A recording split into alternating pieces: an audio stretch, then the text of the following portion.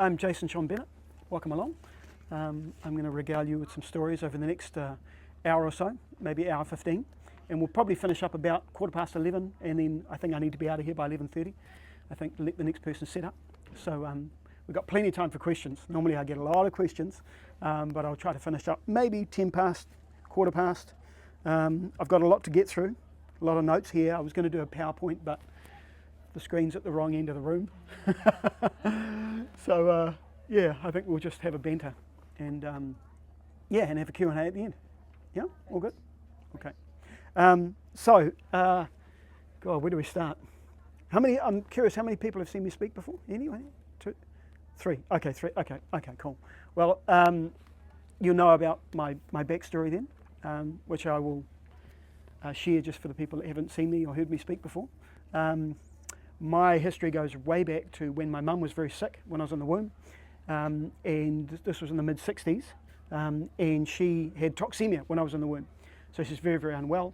And back then, if you had toxemia in the womb and you carried a baby to full term, the baby generally died.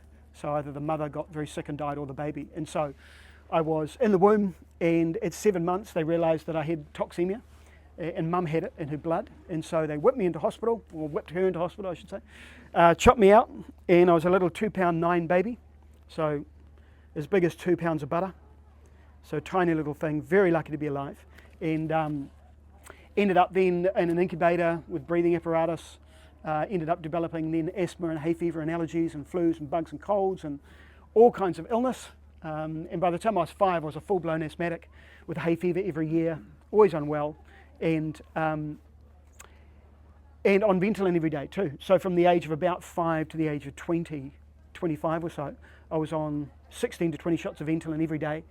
Every 4 hours I'd be taking shots, and in and out of hospital, in and out of incubators and breathing apparatus. I remember being in Napier once, flown to hospital in a helicopter, because I'm so old, I'm about to turn 60 in a few years, and I can remember when you used to inject Ventolin into the vein.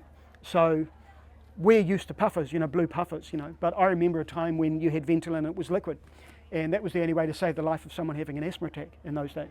And so I remember, being in hospital, being held down a number of times, and them trying to get this massive injections into my veins full of Ventolin, which was enormously traumatic, right, for a child having an asthma attack, because asthma is so emotional. It's such an emotional thing. Come on in, find a seat, anywhere you like.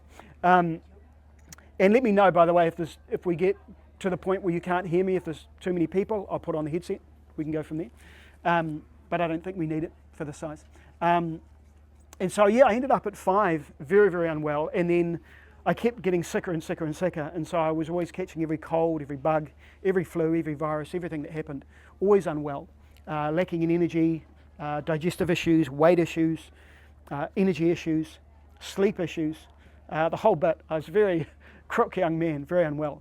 And of course I went to a lot of doctors and I saw a lot of specialists, and the message was always the same, which was, you're genetically bad luck, tough, take the medicine, here's the drugs, that's all we can do, we can't do anything else for you.